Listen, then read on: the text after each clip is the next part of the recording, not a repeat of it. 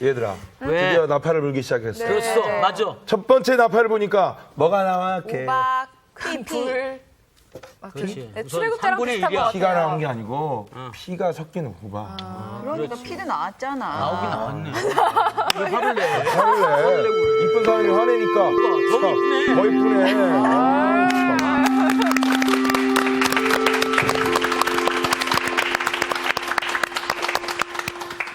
잘 지냈어요? 네. 뭐 들어오면서 들으니까 뭐 피 얘기하고 그러던데. 네, 아니 제가 피도 지난 나온다고. 시간에 복습하고 있었어. 아, 복습했구나. 섞인 우박. 예. 예, 지난주 우리 말 나온 김에 복습 한번 합시다. 이제 나팔이 이제 불기 시작했죠. 또 선생님도 나팔을 좀 불었다고. 네. 그 얘기, 생각나네. 중학교 때. 잊어버리면 안 돼요. 네. 근데 그 나팔이 그 우리가 부는 건 별로 의미가 없고 성경에서 어떤 용례로 나팔을 불었는가 세 가지를 네. 설명할 수 있어야 네. 돼요. 심판. 구원. 심판. 예, 심판, 구원. 또 구원, 하나님의 임재. 하나님의 임재. 민수기 10장에서는 뭐였어요? 소집하고. 그렇죠. 전쟁. 백성들 군대를 소집, 네. 네. 전쟁, 구원. 구원. 구원 와, 이런 의미가 기억력도 있었어요. 좋다. 와. 그다음에 우리 정주훈 학생이 이름 바꾸더니 아주 공부를 잘해요. 출애굽기 19장에서는 네. 절까지는 외우지 않아도 되니까 책만 외우면 돼, 책. 여기 뭐예요? 하나님의 임재. 옳지. 이제 하나님의 임재 직전에 뭐가 울렸죠? 하늘에서? 나팔. 땅에서 울린 나팔이 아니었어요. 하늘에서 나팔이 울렸어요. 그다음에 여호수아서 6장에서는 여리고성을 심판. 심판할 때 심판. 자, 잘 보시면 이 나팔의 성경적인 용도는 하나님의 임재가 가장 중요한 겁니다. 그래서 우리가 계시록 8장에 보면 이 나팔이 준비되기 직전에 반 시간쯤 고요함, 영광이 임박하기 직전에 그 긴박한 고요함이 있었어요. 그러고 보니까요, 그 고요하고 나팔 소리가 굉장히 대비가 되네요. 그렇죠. 아, 그럴 수도 있죠. 고요할수록 뒤에 부는 나팔은 더 확. 그렇지. 네. 아니면 말고. 집중하세요. 예. 아니, 맞아요. 예. 맞아요. 자, 하나님의 임재가 가장 중요하고 임재를 통해서 구원과 심판이 동시에 극명하게 갈라진다는 사실을. 근데 이 첫째 나팔을 불 때 한 3분의 1이 뭐가 파괴되죠? 자연이요. 자연. 네, 자연계. 자연. 자연계를 하나님이 칩니다. 근데 이게 무슨 뜻일까? 몰랐는데 스가랴서 13장을 보니까 시험과 이것은 양쪽의 메시지가 있었어요. 하나님의 택한 백성들을 더 경각시키기 위한, 그러니까 택한 자들을 온전히 구원하기 위한 남은 자들을 향한 하나님의 경고였다. 우리가 알 수가 있죠. 오늘의 말씀 요한계시록 21강 둘째 나팔 기도로 세계를 경영하라. 송태근 목사님의 강의 시작합니다. 자, 이제 오늘은 두 번째 나팔을 공부할 텐데 네. 8절부터 우리 누가 먼저 읽어? 우리 정주원 학생. 8절을 한번 읽어보세요. 둘째 천사가 나팔을 부니 불 붙는 큰 산과 같은 것이 바다에 던져짐에 바다의 3분의 1이 피가 되고. 자, 보세요. 바다. 네. 둘째. 아, 맞아, 읽으세요. 아, 예. 바다 가운데 샘물 가진 피조물들의 3분의 1이 죽고 배들의 3분의 1이 깨지더라. 네. 자, 보시면은 이제 오늘도 또 3분의 1이 등장을 해요. 그렇습니다. 그래서 이 3분의 1이 나팔 이 환상에는 굉장히 중요한 그 숫자이면서 또 중요한 모티브가 됩니다. 자, 그런데 오늘 이 첫째 나팔과는 달리 둘째 천사가 나팔을 불 때 나타난 대상도 역시 인간입니까? 자연계입니까? 자연. 자, 우선 지난 시간에 이 부분을 일부러 선생님이 감추어 놨댔어요. 왜냐하면 오늘 써먹으려고 감춰놨댔어요. 왜 웃어요 그렇게? 네. 네. 자, 3분의 1의 심판의 대상이 인격이나 인간이 아니고 뭐예요? 자연계예요. 그리고 이것은 인간에 대한 경고적 성격이 크다 그랬어요. 네. 맞죠? 네. 자, 그런데 왜 자연계일까요? 이 당시에 지난 시간 선생님하고 공부할 때 혹시 기억나는 거 있어요? 나일강이 성경 한 군데를 찾아보니까 뭐가 변해요? 피로 변해요. 근데 그 나일강은 당시 애굽의 젖줄로서 애굽 사람들에게는 어떤 인식이 들어와 있는 강이라고 설명을 강조하여 드렸죠. 신적인 예. 신격. 네. 숭배. 나일강은 애굽의 젖줄이면서 그들에게는 신적인 대상이었어요. 근데 그게 뭐가 됩니까? 피가 돼. 같은 원리예요. 자연계를 친다는 것은 뭐냐면, 자, 이 자연계는 누가 창조한 겁니까? 하나님. 보세요. 하나님이 창조한 거예요. 그런데 인간이 마땅히 하나님께 영광을 돌려야 되는데 누구에게 영광을 돌리고 있었어요? 자연. 바다. 맞습니다. 자연계에게 영광을 돌리고 있었어요. 그래서 그들의 경배의 숭배의 대상이 된 자연계를 때림으로써 이 피조 세계를 침으로써 하나님이 경고를 주는 거예요. 여러분 혹시 시편에 보면은 내가 산을 향하여 눈을 들리라. 나의 도움이 어디서 올꼬? 천지를 지으신 여호와에게 서로다. 이 시편 기억나요, 안 나요? 나죠? 자, 그 말이 무슨 말일까요? 산에서 도움이 있다는 얘기입니까?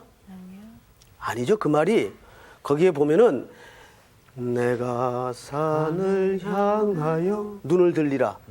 그 말은 당시 히브리 사람들이 자기들의 삶의 고통과 삶의 필요를 전부 어디 가서 빌었는가 하면 산에 가서 빌었어요. 자연한테 말 못하는 우상을 삼아서 거기서 빌었어요. 그 시가 그런 의미예요. 내가 산을 향하여 눈을 들리라. 무슨 하나님을 찾느라고 산을 향하여 눈을 들었다 그 말이 아니라 그 당시 종교 행태가 그랬다 그 말이에요. 접수가 돼요? 네. 그러자 시인이 반론을 하는 거예요. 내가 산을 향하여 눈을 들리라. 나의 도움이 어디서 올꼬? 이게 그 당시 인생들이 보편적으로 했던 짓들이에요. 산에서 도움이 올 줄 알고 선앙당에서 도움이 있는 줄 알고 나무에 도움이 있는 줄 알고 나무 밑에 돌더미 쌓아놓고 빌고 우리 선조들이 했던 행태를 그들은 산 토구를 찾아다니면서 우상을 만들어 놓고 그랬단 말이에요. 그 시가 내가 산을 향하여 눈을 들리라. 나의 도움이 어디서 올꼬? 한때 그랬다 그 말이에요. 그런데 잘못 해석하면 안 되네요. 네? 잘못 해석하고 있네요. 네, 잘못 해석하고 있죠. 나의 도움은 어디서 온다고요? 바로 그 천지를 지으신 여호와에게서로다. 거기 반전이 이루어지지 않습니까? 시기를 잘 보면은. 그러니까 그런 시도 우리가 문맥을 잘 보셔야 돼요. 이게 과연 뭘 얘기하는 것인가? 근데 이 당시 사람들도 하나님께 돌아가야 될 영광을 어디다가 돌리고 있었어요? 하나님이 지으신 피조 세계에다가 돌리고 있었어요. 그래서 하나님이 이것을 때림으로써 누구에게 경고를 하는 겁니까? 택한 백성들에게. 왜 자연계를 하나님께서 이렇게 때리는지 아시겠죠? 네. 이 자연계의 이 피조 세계, 이 누가 만든 건데? 하나님이 만든 건데 정작 그 창조하신 하나님께는 시선을 안 돌리고 만든 피조물들에게 영광을 돌리고 우상에게 절하고 있더라고요. 그래서 정신 차리라고 이걸 때리는 거예요. 이해가 되죠, 여러분? 네. 자, 그 다음 또 성경을 보십시다. 8절. 둘째 천사가 나팔을 부니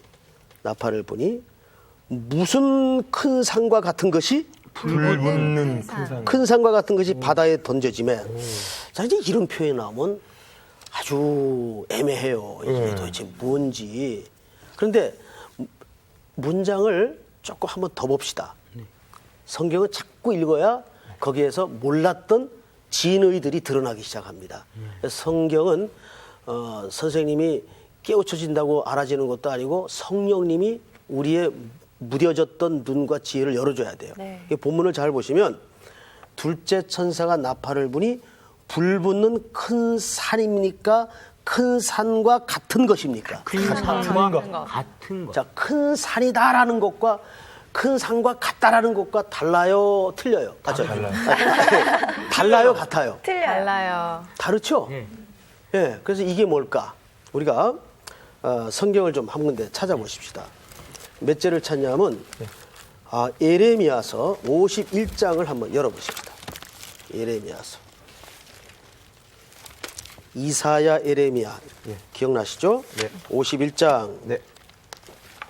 25절부터 우리 오태근 학생 반장 한번 읽어보세요. 여호와의 말씀이니라. 온 세계를 멸하는 멸망의 사나 보라. 나는 네 원수라. 나의 손을 네 위에 펴서 너를 바위에서 굴리고 너로 불탄 산이 되게 할 것이니. 자, 보세요. 여기 계시록에 표현된 불탄 산 나옵니까, 안 나옵니까? 나옵니다. 나오죠? 아직까지 이게 뭔지 여기서 잘 모르겠어요. 모르겠어요. 예, 이어서 계속 읽어보세요. 사람이 내게서 집 모퉁이 돌이나 기초돌을 취하지 아니할 것이요 너는 영원히 황무지가 될 것이니라. 여호와의 말씀이니라. 계속해서. 땅에 깃발을 세우며 나라들 가운데서 나팔을 불어서 나라들을 동원시켜 그를 치며 아라락과 민니와 아스그나스 나라를 불러 모아 그를 치며 사무관을 세우고 그를 치되 극성스러운 메뚜기 같이 그 말들을 몰아오게 하라. 자, 여기 조금 뭔가 힌트의 그 여지가 슬쩍 비춰지는데 여기서도 나팔이 등장해야 하네요. 등장합니다. 등장하는데요. 나팔로 뭐 군대를 소집하죠? 예. 그런데 마저 읽어보세요. 우리 백원경 학생 28절부터. 뭇 백성 곧 메대 사람의 왕들과 그 도백들과 그 모든 태수와 그 관할하는 모든 땅을 준비시켜 그를 치게 하라. 땅이 진동하며 소용돌이 치나니 이는 여호와께서 바벨론을 쳐서 그 땅으로 황폐하여 주민이 없게 할 계획이 섰습니다. 예. 자, 이제 윤곽이 드러나요, 안 드러나요? 불붙는 산이 어느 나라를 지칭하고 있습니까? 결론적으로. 바벨론. 그렇죠. 확실하죠? 네. 자, 그래서 여러분 잘 보세요. 우리가 이 둘째 나팔의 8절을 아까 보니까 불 붙는 산이 아니고 같은 것이 이런 표현을 썼죠. 그러니까 이거는 불 붙는 산을 직접적으로 얘기한 것이 아니고 무엇을 불 붙는 산으로 묘사한 거죠. 예. 네. 그러니까 상징화시킨 거란 말이에요. 네. 이 계시록을 볼 때는 이게 도대체 뭘 모르겠어요. 얘기하는지 잘 모르겠어요. 그죠? 그런데 에레미야서 51장 25절부터 쭉 보니까는 거기에도 불붙는 산이 등장을 하고 나팔이 등장을 하는데 그 결론이 어느 나라를 지칭하는 걸로 바벨론이에요. 드러나요. 바벨론입니다. 자, 그런데 이제 이 바벨론이라는 나라가 계시록에서 굉장히 중요한 위치를 차지합니다. 바벨론은 이 당시 세상의 중심이었어요. 자, 그와 같이 앞으로 이제 계시록을 해석하는 데 중요한 원리가 되는데 지금 이 계시록이 쓰여질 때의 세상의 중심은 어느 나라예요? 로마죠. 예. 네. 우리 김상훈 학생은 아는 것도 너무 자신 없게 얘기를 해요. 로마 맞아요. 로마. 자, 마이크가 보세요. 왜 이러지? 네. 이 계시록이 쓰여질 당시에 세상의 중심은 로마예요. 우리가 보좌를 공부할 때 얘기했어요, 안 했어요? 했습니다. 통치의 중심, 네. 그 황제의 보좌를 얘기하는 거라고요. 그래서 그 용어를 요한이 성령의 감동을 통해서 빌려가지고 하늘 보좌라는 개념을 얘기해, 일부러. 왜? 이 세상의 중심은 절대 로마가 아니다. 하늘로부터 통치가 되어진다. 그걸 설명합니까, 안 합니까? 하잖아요. 마찬가지로 성경에 나오는 이 바벨론은 쉽게 얘기하면 지금 이 시대에는 로마라고 얘기할 수가 있는 거예요. 세상의 중심. 그러니까 꼭 어떤 나라를 지칭하기보다는 물론 구약에서는 바벨론을 분명히 얘기하고 있어요. 근데 신약으로 넘어오면서 이 나라와 같은 개념으로서 세상의 중심 역할을 하는 나라가 어느 나라예요? 로마. 당시 로마란 말이에요. 불붙는 산. 자, 이것은 로마 나라라는 자체 나라도 지칭하겠지만은 로마가 갖고 있는 그 세속주의, 세상의 개념 이런 것들을 전부 통전적으로 포함하고 있다. 이렇게 이해를 하시면 됩니다. 자, 조금 이제 더 나가십시다. 오늘 본문으로 다시 갔어요. 네.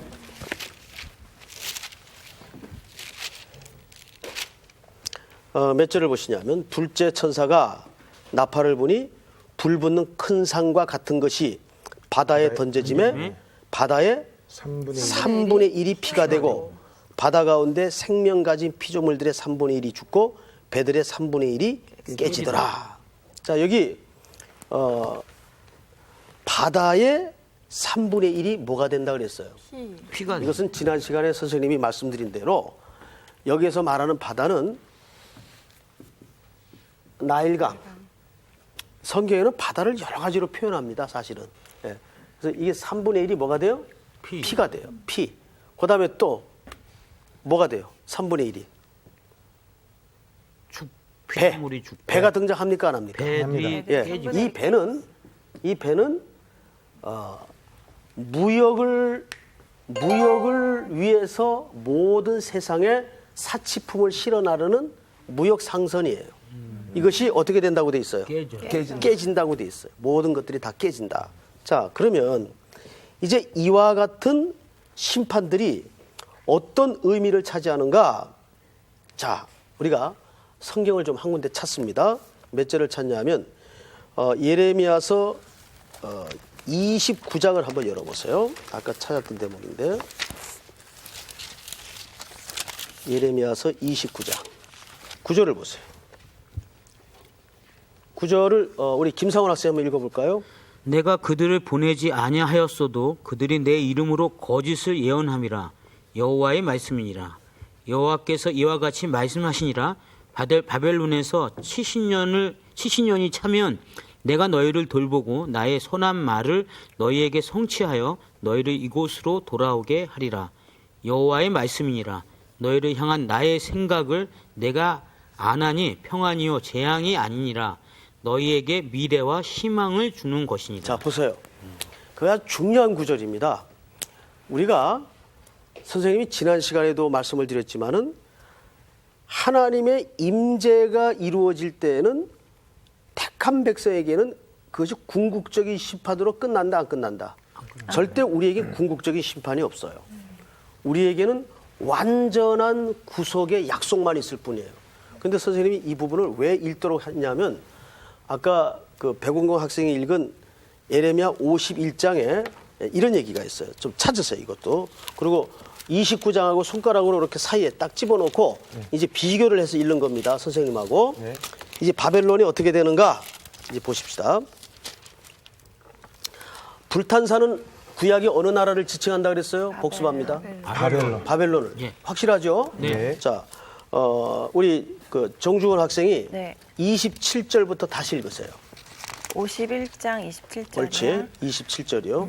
땅에 깃발을 세우며 나라들 가운데에 나팔을 불어서 나라들을 동원시켜 그를 치며 아라랏과 민니와 아스그나스 나라를 불러 모아 그를 치며 사무관을 세우고 그를 치되 극성스런 메뚜기 같이 그 말들을 몰아오게 하라.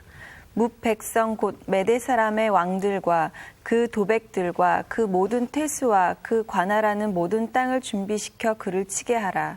땅이 진동하며 소용돌이 치나니 이는 여호와께서 바벨론을 쳐서 그 땅으로 황폐하여 주민이 없게 할 계획이 섰음이라. 예, 잘 보세요. 둘째 나팔이 부러지니까 이 정신 바짝 차리고 들어야 됩니다. 이게 좀 어렵습니다, 오늘 내용이.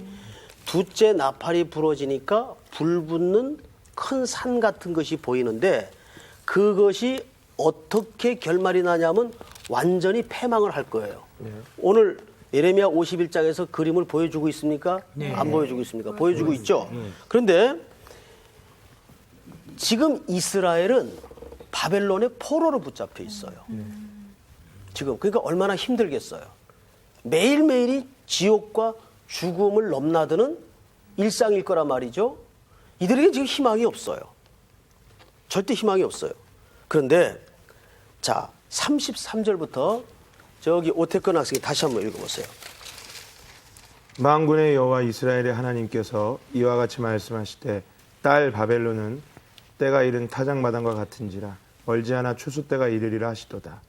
바벨론의 느부갓네살 왕이 나를 먹음에 나를 면하며 나를 빈 그릇이 되게 하며 큰 뱀같이 나를 삼키며 나의 좋은 음식으로 그 배를 채우고 나를 쫓아내었으니 내가 받은 폭행과 내 육체에 대한 학대가 바벨론에 돌아가기를 원한다고 시온 주민이 말할 것이요 내 피 흘린 죄가 갈대아 주민에게로 돌아가기를 원한다고 예루살렘이 말하리라. 자, 보세요.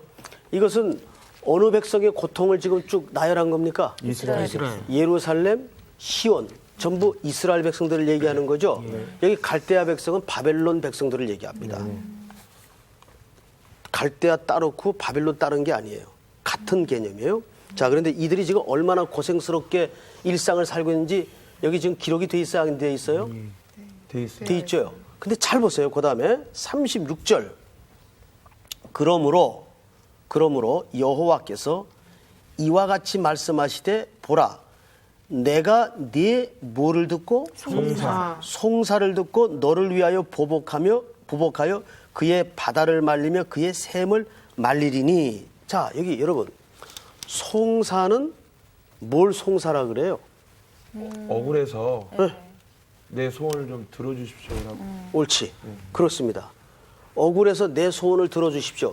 요거를 우리 신앙적인 용어로 다른 말로 뭐라고 그럴 수 있죠? 하나님 앞에 송사하는 걸 신앙적인 용어로 뭐라고 표현할 수 있어요? 강구와 강구. 예. 강구를 또 다른 말로 뭐라 그래요? 기도. 기도라 그러죠. 왜 정답을 다 얘기해놓고 정답을 남한테 뺏겨요. 자, 보세요. 에이. 제가 뺐었어요. 자, 보세요. 이제 정리를 좀 합시다. 오늘 내용이 이 둘째 나팔이 간단한 내용이 아니고 어마어마한 내용이 감춰져 있어요. 아유, 저 선생님은 맨날 지가 가르치는 거 어마어마하다. 진짜 어마어마하신데. 오늘은 진짜 어마어마한 네, 얘기예요. 진짜 그래요. 어떻게 이제 매일 이렇게 어마어마하죠? 여러분들의 웃음이 심각한 얼굴로 이제 바뀔 겁니다. 잘 들어보세요. 그래요.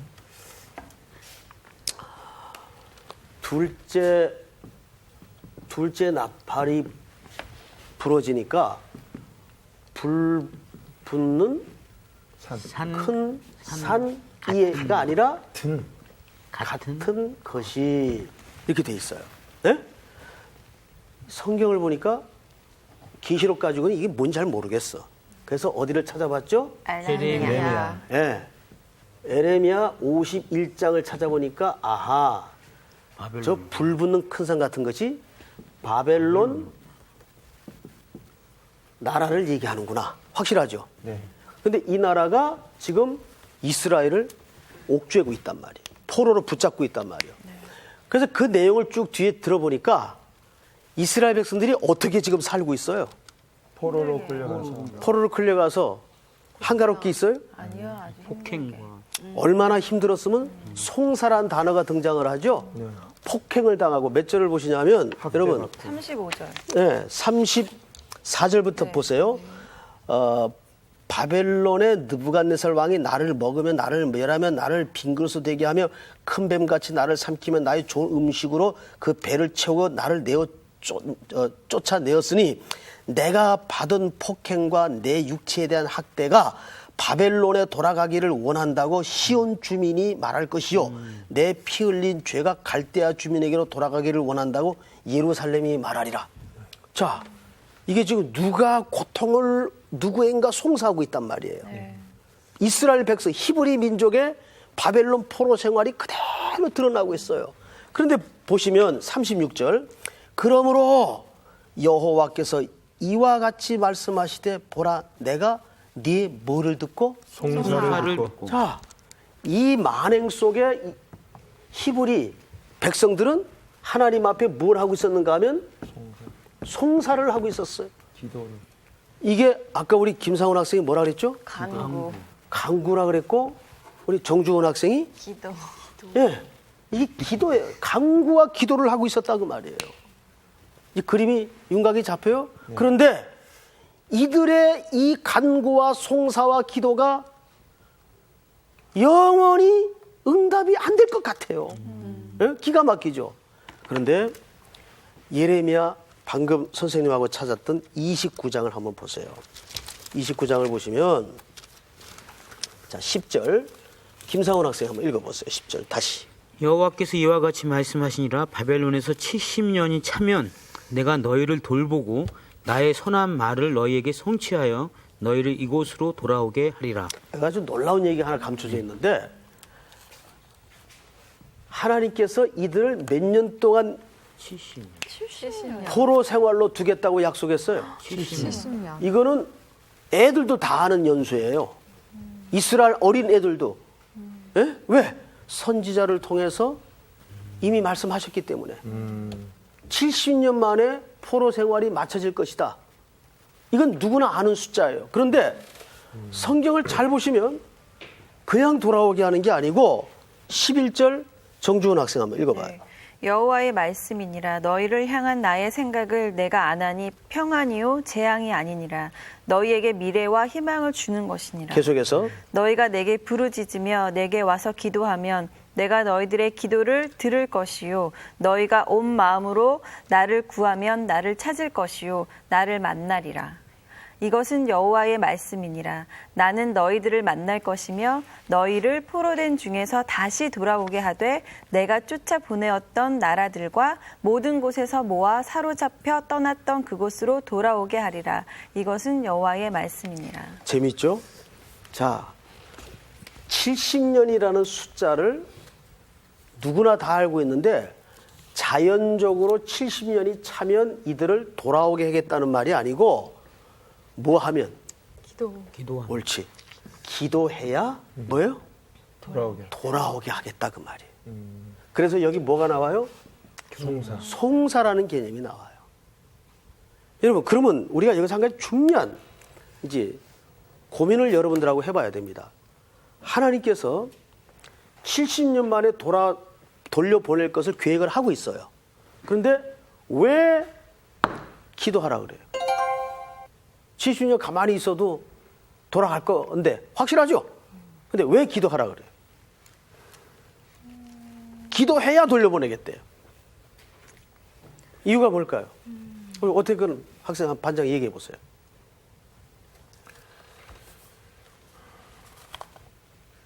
아무 생각이 없는 표정 같은데 우리 백운경 학생 한번 얘기해 보세요. 이들의 믿음을 보려고 하시는 거 아닐까요? 믿음을 우리 김상훈 학생. 그 70이라는 게 꼭 70년에 대한 어떤 숫자를 얘기하는 것 같지는 않습니다. 그래서 어떤 70이라는 게 또 표정이 또 안 좋으시네. 얘기 안 하겠습니다. 예. 70년은 70년 숫자를 말하는 거 맞아요. 아 맞아요. 자, 정주원 학생. 그냥 이 백성들로 하여금 하나님이 하셨다는 것을 인정하게 하시려고. 정확히 얘기했어요. 자, 잘 보세요. 예를 들어서 우리 정주원 학생도 지금 급하게 500만 원이 필요하고 우리 김상훈 학생도 급하게 500만 원이 똑같이 두 분이 필요해. 그런데 정주원 학생은 그 필요를 위해서 매일 교회 가서 철야하고 하나님 저 500만 원 꼭 있어야 됩니다. 기도하고 매달리고 징징 울고 기도해요. 네. 어? 난리를 쳤어요. 그런데 김상훈 학생도 네. 500만 원이 꼭 절실히 필요한데 기도도 안 하고 그냥 하나님 주실 거야. 뭐 이런 느낌. 아니 그거보다도 네. 그냥 누구한테 자꾸 꿇어다니고 그러다가 어쩌다가 그 정확한 타이밍에 500만이 생겼어. 이 사람도 500만 원이 생겼고 이 사람도 500만 원이 생겼어요. 그런데 결과적으로는 똑같이 500만 원이 생겼지만 두 사람의 내면의 눈금은 완전히 달라요. 어떻게 다를까요? 우리 김상훈 학생. 저는 그냥 쉽게 얻어진 거라고 생각할 거고. 그렇죠? 정말 하나님이 주신 거라고 생각해요. 어? 예. 어쩌다 500만 원이 생겼네? 이럴 수 있단 말이에요. 그런데 정주원 학생은 확실하게 하는 게 하나 있어요. 야, 하나님 주셨구나. 하나님이 주셨구나. 눈금이 같아요? 틀려요? 달라요. 그래서 하나님이 우리의 모든 필요를 머리털까지 세심받으신 하나님께서 알까요? 모를까요? 알아요. 정확히 하면 내가 나를 아는 것보다 더 정확히 아세요. 그런데 하나님은 반드시 구하는 방법을 통해서 우리에게 응답하신다는 거예요. 이유는 뭘까요? 그 이유는 딱 하나예요. 그걸 통해서 누굴 알아가요? 하나님이 정말 얼마나 나를 사랑하시고 부유한 분인가를 알아가는 눈금이 자란다 그 말이에요. 그럼 누가 진짜 이런 말을 써도 되는가 모르겠습니다. 영적으로 대박이 터진 겁니까? 저요. 에이, 진짜 대박. 500만 원이 생겨서 대박이 아니죠. 네. 그런 절실한 필요와 간구하는 모든 과정을 겪어내면서 하나님이 나를 어떻게 사랑하셨고 얼마나 내 필요를 구체적으로 헤아리고 계시는 분인가를 이 사람만큼 확실히 아는 사람은 이제 없는 거예요. 네. 예? 근데 여기는 어쩌다 생긴 거예요. 뭐 실제는 그렇진 않지만은 예를 든 거예요. 예를. 운이 좋아서 생겼다라고. 그렇죠. 그래서 하나님이 이 바벨론의 70년 포로 생활의 의미를 돌려보낼 거지만 무슨 과정을 통해서? 기도의 과정을 통해서 돌려보낸다 그 말이에요. 그런데 이게 그러면 과연 여기에서 의미가 머물고 말 것이냐? 계시록하고 그렇죠. 계시록으로 다시 가보십시다. 우리 지난 시간 공부로 연결을 한번 시켜보십시다. 8장. 자, 성경을 우리 저기 반장 한번 1절서부터 읽어보세요. 일곱째 인을 떼실 때 하늘이 반 시간쯤 고요하더니 내가 보면 하나님 앞에 7 천사가 서 있어 7 나팔을 받았더라. 또 다른 천사가 와서 제단 곁에 서서 금향료를 가지고 많은 양을 받았으니 이는 모든 성도의 기도와 합하여 보좌 앞 금제단에 드리고자 함이라. 향연이 성도의 기도와 함께 천사의 손으로부터 하나님 앞으로 올라가는지라. 천사가 향료를 가지고 제단에 불을 담아다가 땅에 쏟음에 우레와 음성과 번개와 지진이 나더라. 우리 오태근 학생, 지난 시간에 그 지지난 시간이죠. 그러니까 선생님이 이 대목을 공부하면서 네. 이 향대접에 담긴 성도들의 기도가 드디어 쏟아지는 것은 뭐에 해당한다 그랬어요? 그것이 이제 응답되어지는 것, 그 그렇죠. 기도의 응답이라는 거죠. 근데 이 기도가 어떤 기도였는가를 한번 볼까요? 6장을 찾아가 보세요. 어떤 기도였나? 자, 계시록 6장 맞습니까? 5장 9절. 5장인가? 6장 10절. 6장 9절. 6장 몇 절을 볼까요? 자, 9절을 보세요. 다섯째 인을 떼실 때 내가 보니 하나님의 말씀과 그들이 가진 증거로 말미암아 죽임을 당한 영혼들이 어디에 있어요? 제단 아래에 있어. 제단 아래에서 큰 소리로 불러 이르되 거룩하고 참되신 대주제. 데스포테스 대주제 기억나죠? 네. 대주제요 땅에 거하는 자들을 심판하여 우리 피를 갚아주지 아니하시기를 어느 때까지 하시려 하나이까. 아직까지도 응답이 된 상태 안 된 상태? 안 됐어요. 바벨론에 붙들려 있던 포로들이 날마다 그 기도를 하고 있었어요. 송사 어떤 원한과 억울함을 하나님 앞에 계속 올리고 있었어요. 그런데 그게 계시록 8장쯤 가서 나팔이 불리울 때쯤 어떻게 되고 있습니까? 쏟아집니다. 응답이 된단 말이에요. 그러니까 보세요. 여기서 우리는 어떤 중요한 사실을 깨달아야 되냐면 하나님은 이 세상과 세계를 경영하실 때 무엇으로 경영하세요? 말씀으로. 성도들의 기도로 세계를 경영하십니다. 지난 시간에 선생님하고 공부할 때 누가복음 18장 공부한 거 기억나요 안 나요? 지난 시간에 표정들을 보니까 전부 다 잊어버렸네. 자, 한번 확인 들어갑니다. 이거 중요해요. 누가복음 8장. 18장 거기 불의한 그 재판관 공부했어요 안 했어요? 예. 자, 보세요. 자, 18장 1절을 보시면 예수께서 그들에게 항상 기도하고 낙심하지 말아야 될 것을 비유로 말씀하여 이르시되, 그리고 그 2절서부터 배공경하서 한번 읽어보세요. 이르시되 어떤 도시에 하나님을 두려워하지 않고 사람을 무시하는 한 재판장이 있는데 그 도시에 한 과부가 있어 자주 그에게 가서 내 원수에 대한 나의 원한을 풀어주소서 하되, 그가 얼마 동안 듣지 아니하다가 후에 속으로 생각하되 내가 하나님을 두려워하지 않고 사람을 무시하나 이 과부가 나를 번거롭게 하니 내가 그 원한을 풀어주리라. 네. 자, 우리 백운경 학생, 네. 누가복음 18장 1절서부터 이 본문을 보면 제일 자주 등장했던 단어가 무슨 단어라 그랬어요? 원한. 원한. 그럼 보세요. 원한이라는 단어는 아랫사람이 갖는 겁니까? 높은 사람이 갖는 겁니까? 아랫사람. 아랫사람이 어떤 억울함을 갖는 거예요. 그런데 아랫사람이 원한을 갖는데 이 불의한 재판관이 끈질긴 과부의 태도 때문에 들어줬어요? 다른 이유 때문에 들어줬어요? 끈질긴 태도. 끈질긴 태도요? 과연 그럴까요? 아니, 그러면 한번 물어봅시다. 막 엉금엉금 걸음마도 안 한 애가 선반 위에 시퍼런 칼을 밥도 안 먹고 저녁 내내 졸라 엄마 저 칼, 엄마 저 칼. 그러면 그 태도에 감동을 해가지고 엄마가 너 이거 조심해서 갖고 놀아라. 그럴 엄마가 있어요? 없죠. 없죠? 과부가 맞기 때문에. 그렇죠. 그 단어가 뭐냐면 몇 절을 보시냐면 5절을 보세요.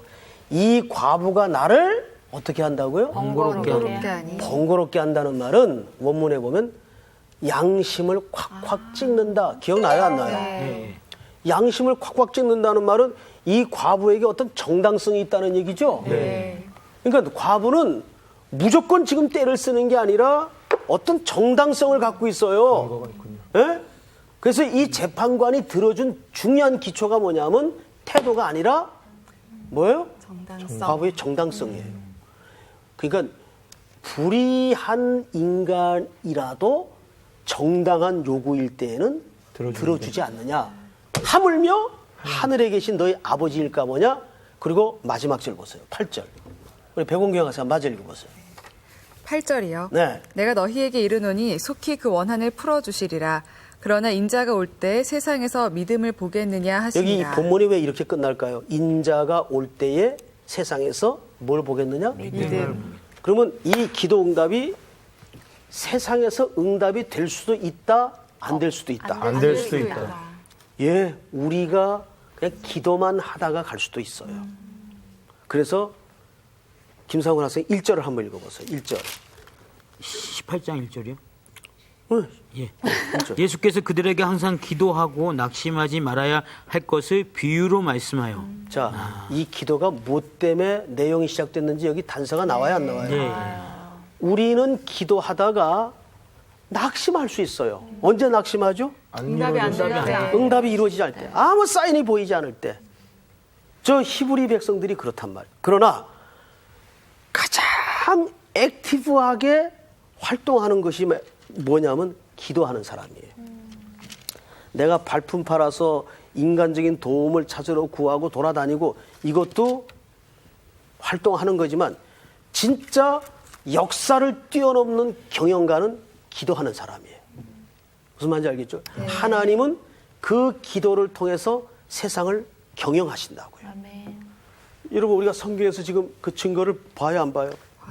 기도에는 오늘 1절 얘기처럼 예수께서 그들에게 항상 기도하고 낙심하지 말아야 할 것을 비유로 말씀하여 이르시되 이 과부의 스토리가 등장을 하는 거예요. 그러니까 이 땅에서는 기도 응답이 꽃피우지 못할 수도 있어요. 우리 한 기도가. 그러나 그 노예 해방을 위해서 앞서 죽어간 수많은 선배들이 얼마나 오랜 세월을 기도했어요. 근데 그 사람들이 노예 해방 다 보고 죽었습니까? 안 보고 죽었어요. 근데 누구 때에 그 열매가 나타납니까? 링컨 때에 그 열매가 나타나고 우리가 꽃을 보게 됩니다. 기도는 그래요. 그러니까 우리가 지금 태어나지 않는 후손일지라도 그 다음 세대를 위해서 무슨 유산을 물려줘야 돼요? 기도의 유산. 기도로 저축을 해서 기도의 유산을 물려줘야 돼요. 이거 굉장히 중요한 겁니다. 뭐 저금 통장에다가 매덕 빵빵하게 물려주는 것도 의미가 전혀 없는 건 아닌데 그거는 일순간에 날아가는 것들이에요. 진짜 어느 누구도 무너뜨리지 않는 유산, 그 뺏어갈 수 없는 유산, 그게 뭐예요? 기도의 유산이에요. 왜? 하나님은 기도로 세계를 경영하십니다. 그래서 오늘 요한계시록 8장으로 다시 가보세요. 이제 마무리를 하십시다.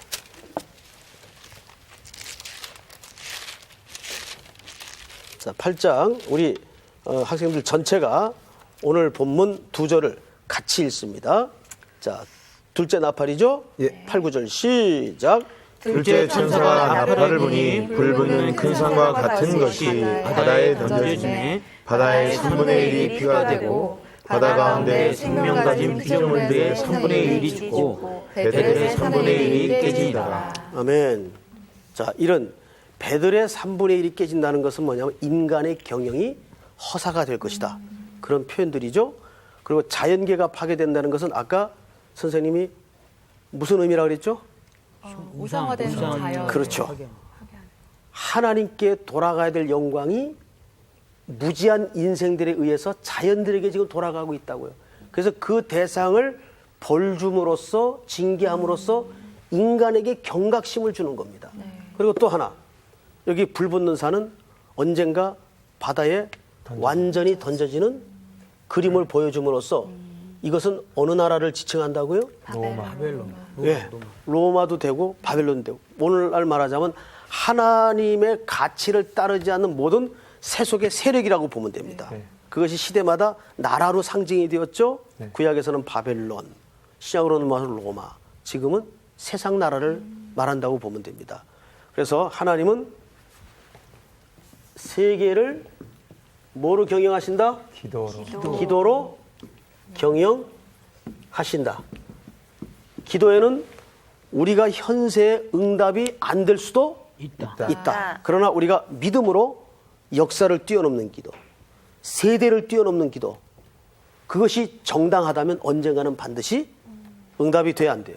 된다. 그러니까 우리가 이걸 알아야 됩니다. 지금 대한민국이 복받을 일을 해서 복을 받고 있는 게 아니라 그 옛날 우리 선배들이 매일 철야에 가면서 산 골짜기마다 기도로 가득히 메워놨던 쌓였던 기도가 이 후손들에게 지금 응답이 되고 있는 거예요. 우리는 그 공로가 별로 없지만. 지금 우리가 이런 식으로 나이롱 신자 같은 신앙생활을 하고 점점 기도 시간 줄어들고 새벽 기도 줄어들고 이런 식으로 가면은 우리는 진짜 다음 세대에 남길 유산이 없어요. 보통 큰일이 아닙니다. 그렇죠? 그래서 한국교회가 우리 성서학당 공부를 하는 모든 우리 학생들이 좀 거시적인 신앙을 갖는 게 중요합니다. 단순히 오늘 내가 먹고 사는 문제, 그것도 무의미한 건 아니에요. 필요하지만 그거를 뛰어넘어서 하나님 앞에 내가 뭐를 역사 속에 준비해야 될 것인가. 좀 가슴이 큰 역사를 준비하는 우리 학생들이 되었으면 좋겠습니다. 아멘. 자, 오늘 공부한 내용 중에 혹시 질문이 있거나 또 궁금한 점이 있으면 없습니다. 없습니다. 이런 없어요. 얘기가 생각납니다. 사람의 계획은 사람이 일을 하지만 사람의 기도는 하나님이 일을 하신다라는 글귀가 박수. 제가 한 얘기는 아니고요. 예. 그런 글귀를 제가 봤습니다. 그래도 지금 오태근 학생이 했으니까 아주 더 실감이 납니다. 저도 그런 말이 생각이 납니다. 아니 그런 말이요. 다음 주 네. 예습 복습 잘 해오시고 네. 네. 자, 한 주간 잘 지내십시오. 네, 네, 감사합니다. 감사합니다.